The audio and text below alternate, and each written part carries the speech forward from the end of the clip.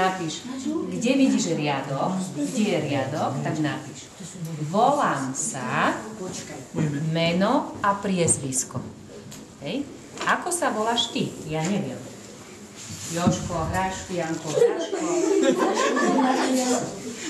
A teraz sa sústreď. Volám sa, napíšeš meno, priezvisko, dobre? A choď do druhého. Píše, ale na červené. Nie.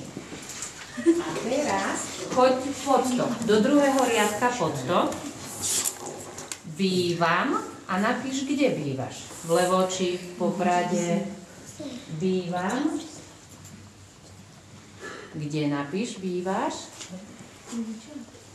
No, kde bývaš? V Levoči bývaš? Kde bývaš? Jak sa volá dedinka? Kde bývate? Tá Červené Luky. Červené Luky. A napíš, kde bývaš? Ideš do ďalšieho riadka pod tým a snažte sa tak písať, že to prečítam. No, tak. Bývam, napísal si.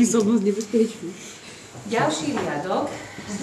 Mám, napíšeš koľko rokov. Mám 8, 15, 13 rokov. Napíšeš koľko rokov máš. Mám, napíšeš koľko rokov.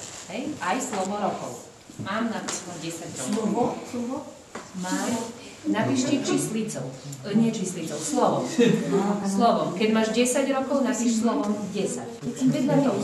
Nemusíš škrtať, neškrtať. Napíš 10, 8, 14, koľko máš, ale pekne slovo. Nie číslicou, slovom. Napíš ešte raz vedľa toho. To vôbec nevadí.